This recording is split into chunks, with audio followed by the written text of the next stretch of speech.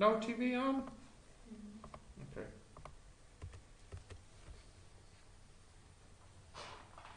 Oh, can you see if I'm sitting here, or is it going to be blocking your view?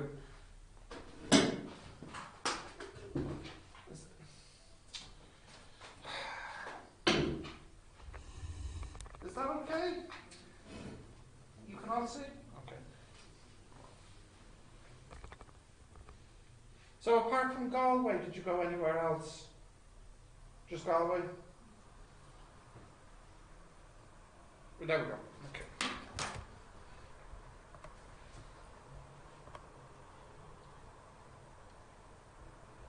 Dropbox, DIFC, workbooks, physics, fields, current carrying conductor. We didn't do this one? No. Okay. This is the one we skipped over. Okay, cool. Want to write that down?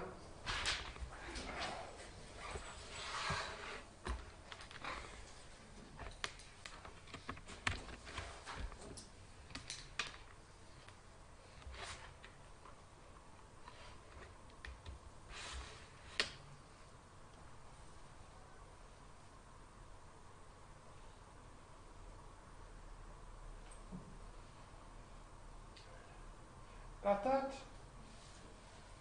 Yeah? Yeah. So,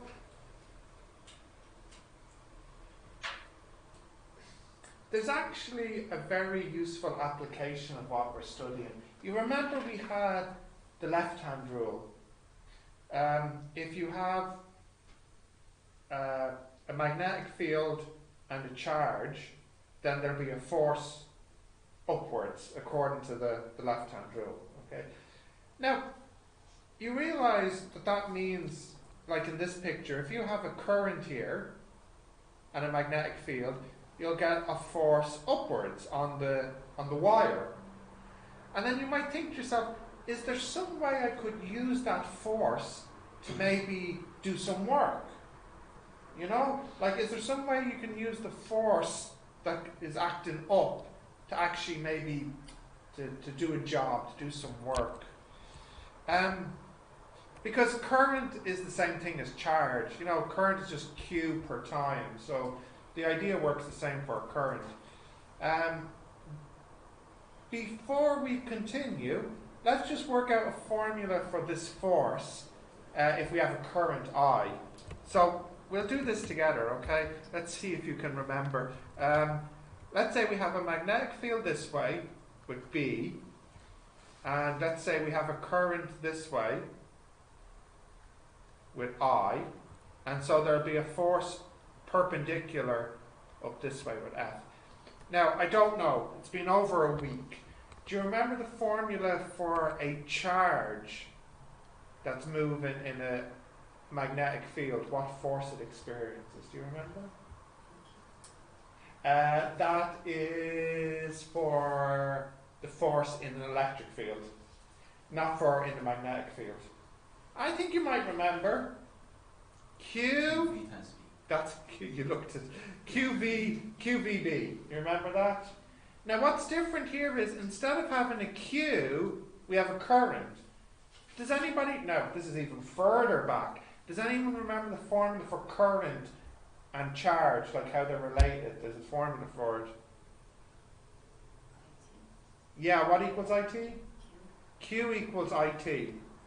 So you can change this into ITVB. Now, if you think about your triangle, distance, speed, time, what is speed multiplied by time giving you? Distance. So you see this piece in the middle? That's distance. So I'll call that distance L, the length of the wire. Okay. Or more natural, we can write this formula as Bil, B-I-L. So if you have a current I in a magnetic field B and the wire is length L, well, the force is simply Bil, B times I times L. And that's all there is. I think it would be good if you write the whole thing down here. Question, Matt? No? Easy enough? Yeah, no, I understand that feeling. Let's not push our brains too hard on the first day back. We might break it.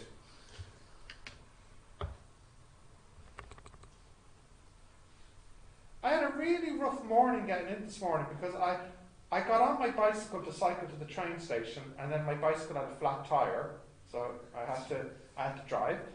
Then the train was delayed because the train in front of it broke down. And then when I got onto Lewis, then the Lewis broke down. So it was just, I thought I did quite well that I actually managed to get to school.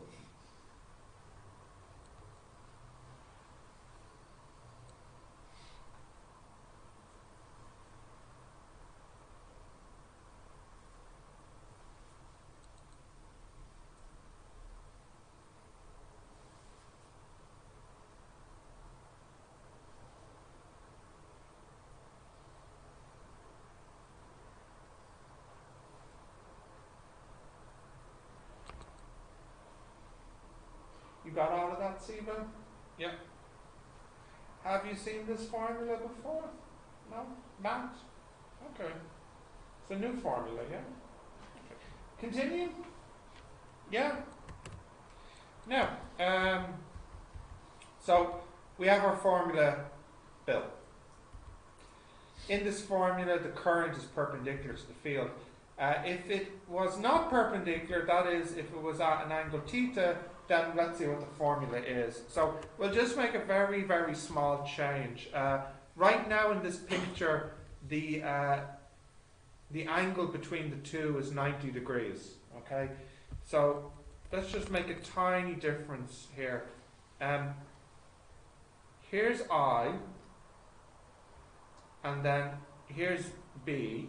And if you were using the left-hand rule, let me see, the force would be out of the page. So the force would be out towards you, okay?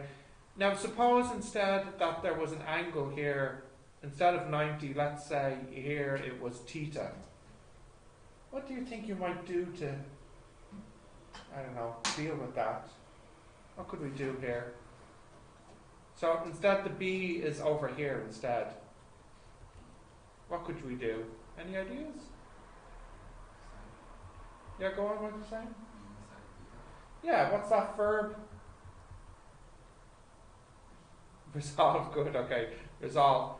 So this one here is B cos theta, but you don't actually care about that because it's the one that's perpendicular that matters, B sine theta. Okay, so the only difference in the formula, if it's at an angle of theta, is like this. Okay, and by the way, if theta was equal to 90, you could still use this formula because sine 90 is 1. So it just goes back to this. Anyways, I think I have this up here. Yeah, so I think the picture would be helpful too.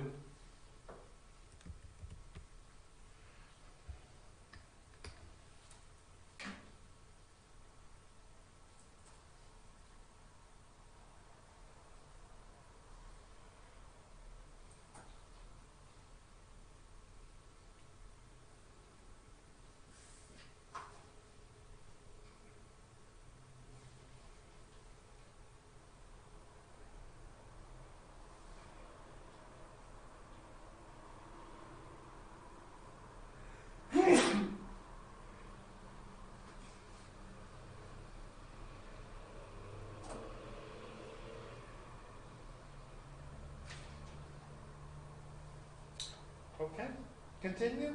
Yep. And then? Yeah. Alright, so we have now two formulas. Now, if a force acts on a current in a magnetic field, then we could use this force to do work. And there's actually a very special way to use this force. It's something called a DC motor. Now, when you look at this, you realise, oh, this looks a lot like the AC generator for electricity. But there's some small differences, though. So, what you have here, these are not connected. There's actually a gap here. because you don't want your current just to go around like this. So there's a small gap here.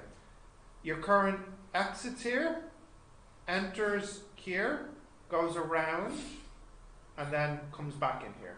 Okay? Now, here, if you use your left hand, the magnetic field is to the left, and the current is in, so the force will be up. Okay? And likewise here, the magnetic field is to the left, the current is to you, so the force will be down anyways. So if you notice what happens here is you have a force acting up and a force acting down. So what will happen to this armature? This armature will rotate. Okay? Now, because it's rotating, this is not connected directly. It's connected using a little brush. So like what we saw in the previous one, there's the wheel and there's a brush here, and the electricity travels from the brush into the wheel. So it turns smoothly. Okay? It doesn't say it here in the picture, but these brushes are usually made of carbon. Carbon brush. Now, this motor, it's very, very simple. And it's been around for a very long time, like at least, my goodness, like maybe like 130 years.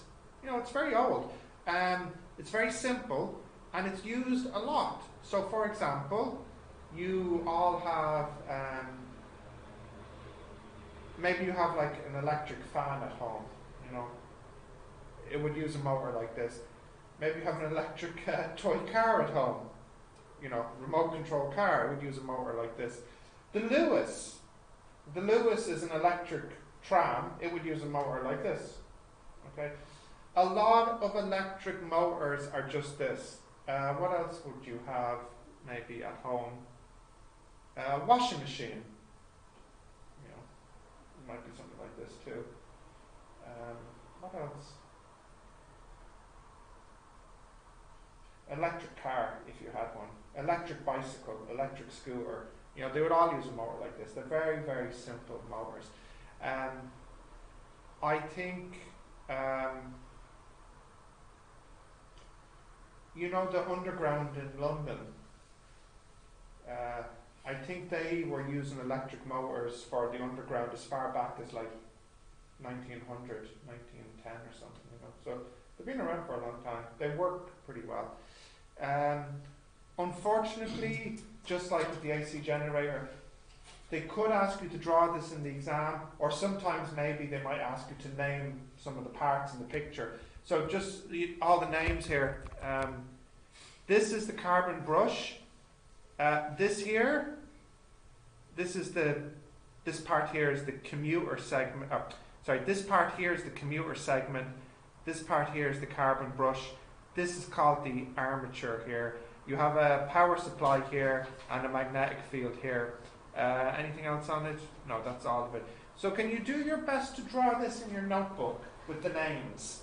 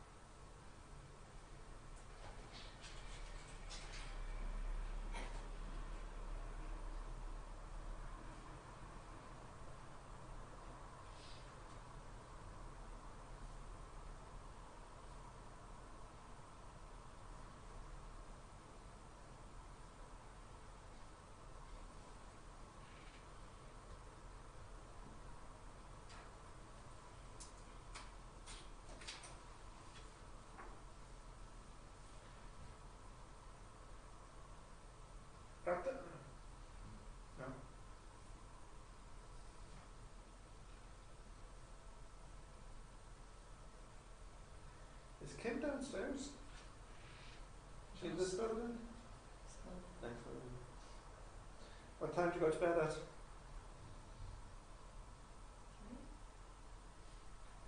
You too. No, not as bad as 3, 2:30. Maybe I went to sleep at 3. Yeah, but what time were you awake at? 8. That's a bit better than me. I have to be up at 6:40.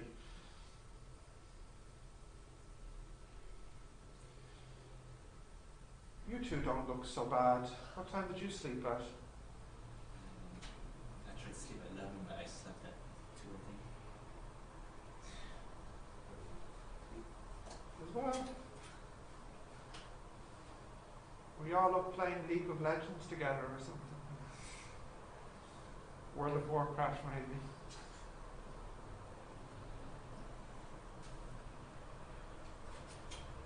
Okay, you got that, Matt? Andek? Yeah. You sure? Yeah. Because what we're going to do next is calculate a formula. Now, you have to think all the way back to mechanics. Do any of you remember the formula for this picture here when you have a couple? Do you remember that? A couple, and you have a force acting up and a force acting down, and their distance here d apart. Does anyone remember the formula for the turning force? Fd, yeah. So the turning force is equal to Fd. Now, in this picture here, we have a formula for F. We worked it out earlier. It's equal to BILD. But actually, the LD here, so if I took this length and multiplied it by this distance, what would I have? What's this length multiplied by this distance? What's that? It's area, yeah. So, I could replace this with BILA. Sorry, PIA. Okay. Now, the other thing though is, usually what happens is, to make the motor more powerful, is it's not just one copper wire here, but it's usually wrapped around many times. So you would have like a piece of iron or something, and you would wrap the copper around many times. So there's usually not just one, but maybe, N wires. So if you want to calculate the total torque, you would have to put in an N. So I usually remember this formula as, some student noticed this, IBAN, like the bank. IBAN, yeah. Now, it's strange, but this formula is not in the book. So in the exam, they often expect students to reprove the formula. But when I actually asked the exam writer, is it necessary for the students to prove the formula? What if they just use the formula because they remember it from class? They still get full marks. So for example, if this was, say, a 3-mark question, or even a 4-mark question, they would give you some marks for getting to the formula, and then they'd give you some marks for using the formula. But if you just use the formula from the beginning, you get the full marks, as if you proved it, even though you didn't. Okay? So I actually think it's a good idea to know this formula off by heart. It's not in the book, and it's a good idea to know the proof as well. So if you write this down.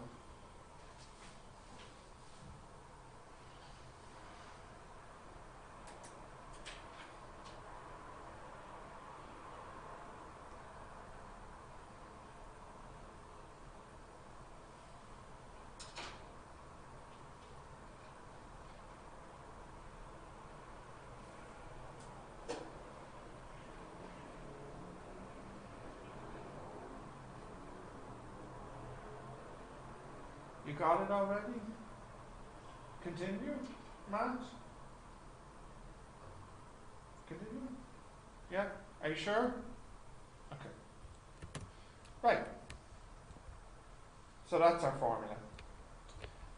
Okay. Now, remember that the flux over some region of space is the number of field lines in that region. However, imagine now that the field passed through n identical regions we're interested in. Let's find a formula for the total flux. So I'll just remind you of this here from a week ago. If you have an area here, and let's say you have 2 field lines or 3 field lines passing through it, we say here that the flux is 3. Does anyone remember the unit? No, don't look. See if you remember. NC? No. I don't know what NC is. Huh? No.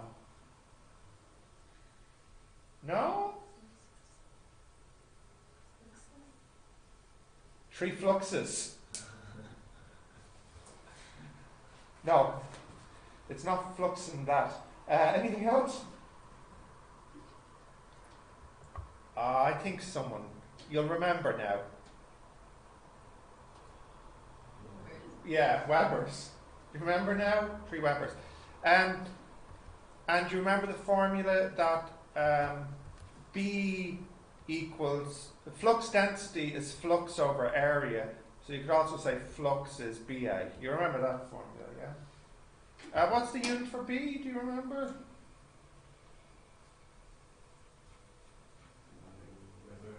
Per Webers per meter squared is true, which is also called the Tesla. Yeah, okay. Alright, anyways, here the flux is 3 Webers. But what you could do, there's no rule that says the area has to be touching, you know? Like, you could say, what's the area here and here? If I call both of these the area. So in this picture, the answer would be 4 Webers, okay? Often, it's actually the case that you're looking at areas that are stacked up. Because what happens is the field usually passes through something which is stacked. So in this picture here, the total is 9 Webers, because there's 3 in each area. Yeah? So we call this total when you're looking at multiple areas. Yeah, you could just call it the total flux, but it actually has a special name. It's called the flux linkage, which just means the total flux linked through all these pieces. So, if I was to use this formula, and if all of these pieces are the same, then I could just get this formula, BA times N, because each of these is the same area, and it's the same magnetic field, and I have N of them, so the formula would just be simply N times B times A. Okay, so actually before we continue, I'll let you draw. I don't know what you want to draw. Maybe I think it would be good if you draw this picture as an example. Actually, you know what? I don't think it would be a problem if you draw the whole thing. It might be useful.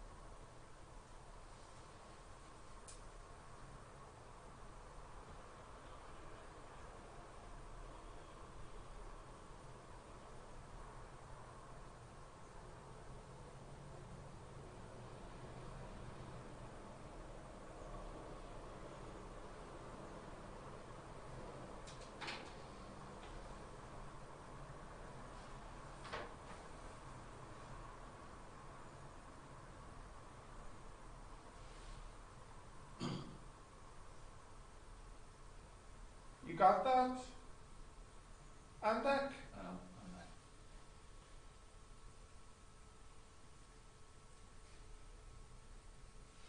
So what happened to Chow? Did he go home?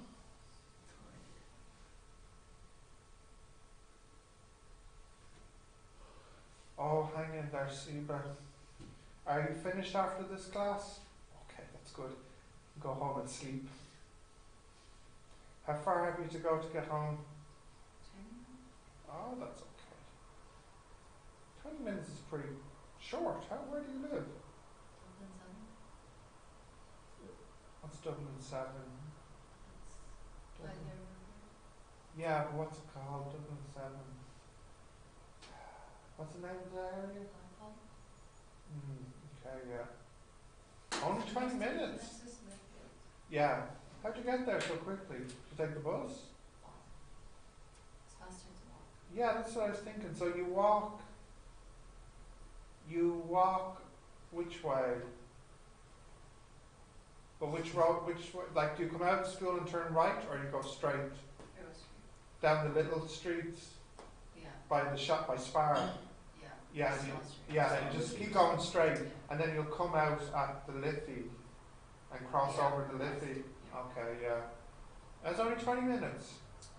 That's Just good. like when we went to the Christmas party. Yeah, that's what I'm picturing around here. So you must walk fast enough then, yeah? That's good. You wouldn't want to get a bicycle? Too scared. Really? Okay. Of the cars? Yeah, okay. Alright, you got this, Anda? Right, so we have this formula. Now, what if it makes an angle theta with the normal of the region of the space? Okay, now it gets a bit complicated here. I'll do my very best to draw this. So, this is usually what happens. You have an area,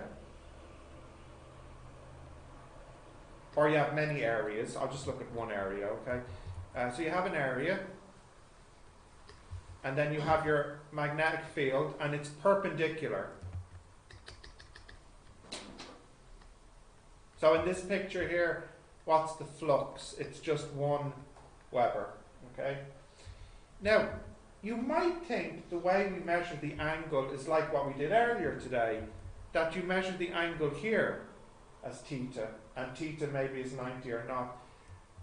Strangely for this one, you don't measure the angle with the plane, you measure the angle with the normal, with the perpendicular normal. So in this picture here, the theta is 0 because they're parallel. And if this was at an angle, so for example, if I draw it here at an angle, the theta, like I said, is not this angle, but it's this angle, because you measure it with the normal. Now, so that can be quite confusing. So that means it's not sine, but cos. If this here is B, then this side here that you care about is B cos theta. Whereas in the other formula it was sine theta. Now don't worry, because in the formula book, this formula is in there. Okay? So instead of having total flux is NBA, it'll be NBA cos theta. Now I think it would be good if you could draw that picture. Let me just get the formula up here. Okay.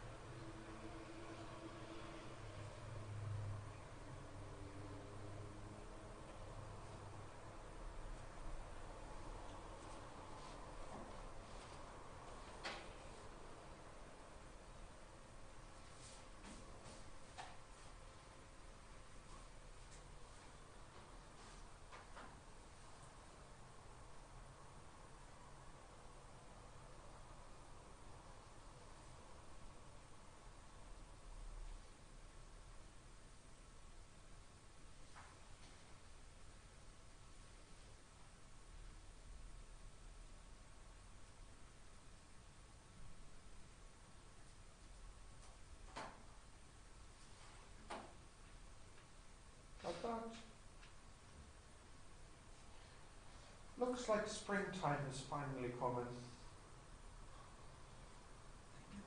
Yeah, about time. Okay, got that? Yep. It was nice this morning that it wasn't dark going to school. It was actually a little bit bright.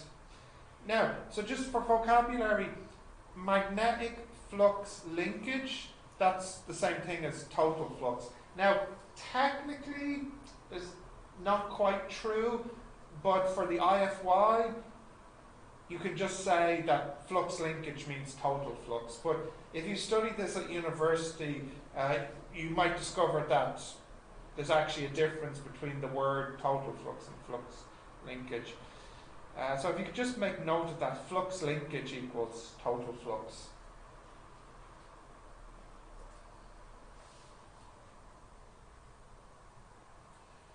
Okay, got that? Continue. Right, so we're ready now to look at some examples. So we have a copper wire carries 2 amps of current. The copper runs through a magnetic field. The copper is 20 centimeters long, and the field has a flux density of 3 Tesla. What is the force? I think you can all do that pretty quickly for me. So you have a copper wire in a magnetic field. What's the force on the wire? Which formula is that? Which formula do you need here? Copper wire, magnetic field, there'll be a force. What? Not that one? I'll give you a clue. It's the first example, so it might be the first formula. Bill. F equals BIL. Are you guys okay? So, and what about for the second one? If the copper wire was at an angle of 80, what formula is that? Sine theta, yeah. Okay, can you calculate those answers? Let's see if we can do this.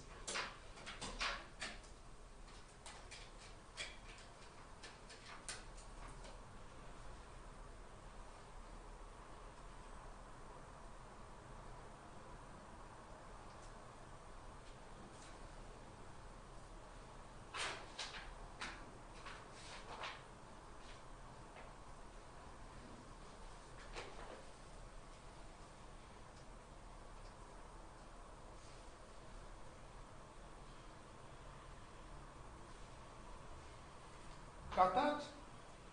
What's the first answer? 0.12. Are you sure? 1.2. What'd you type in, Siba? Okay, alright. What about the second one, so?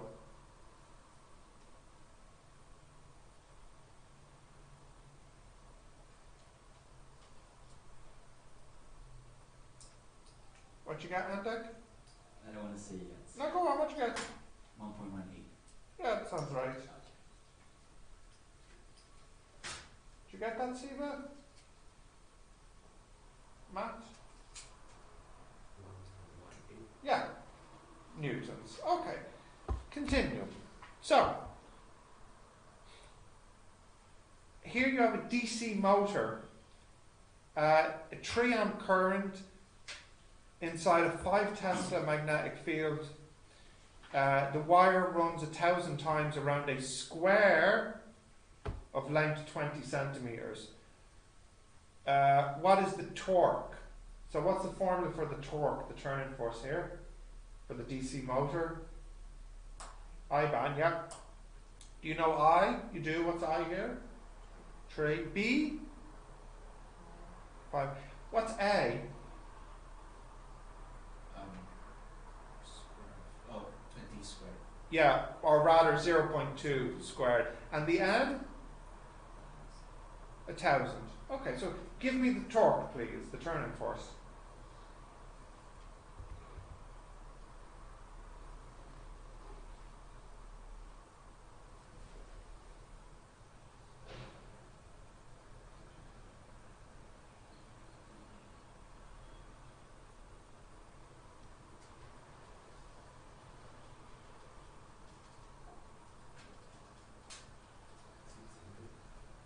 the unit? Newton.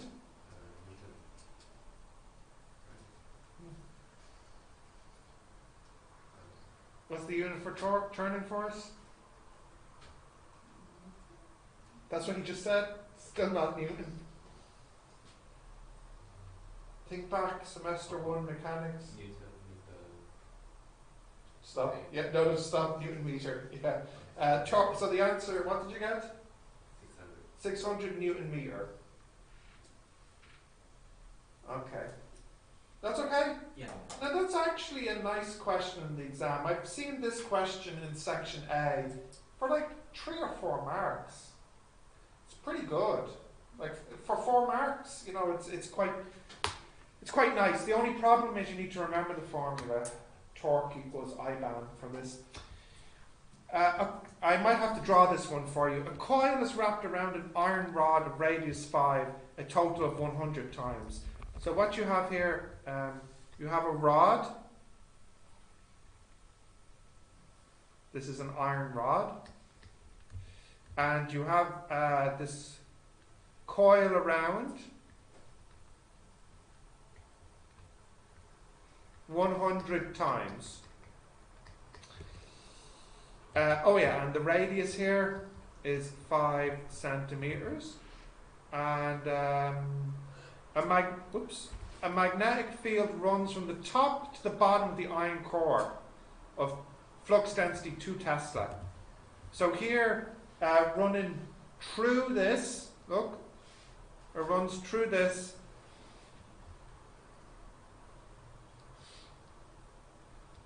is a 2 Tesla magnetic field.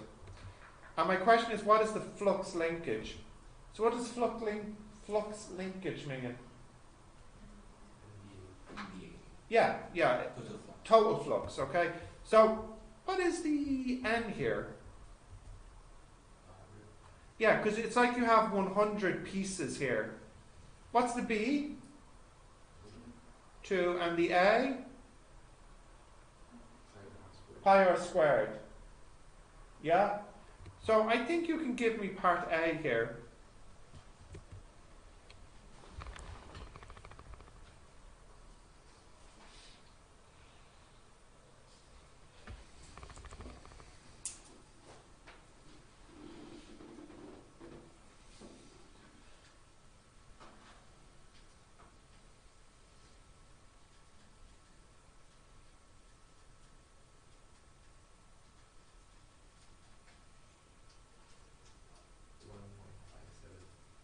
Sorry, I couldn't hear you because I was yawning.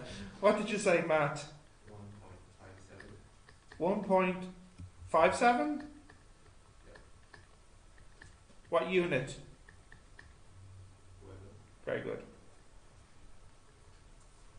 Okay. And for the next part, the only difference I want is if the angle is not, it's at a little bit of an angle. So instead, imagine that you kind of move this so it's at a bit of an angle. The angle, we'll say, is 10 degrees. So what would be the flux linkage now if the magnetic field is moved 10 degrees? It's not perpendicular anymore. So what formula is that? Yeah.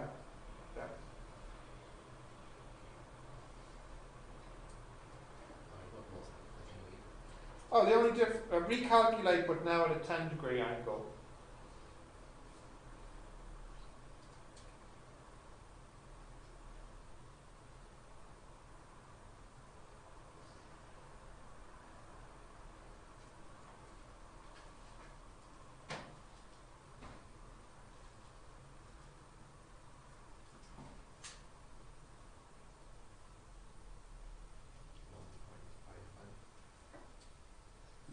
$1.55. 1.55 Webers. Yeah? We're okay? So, look, the good news is the next lesson is very, very, very easy, okay? So if you can try these for a few minutes and then we'll do the next lesson. If you can stay awake, that is.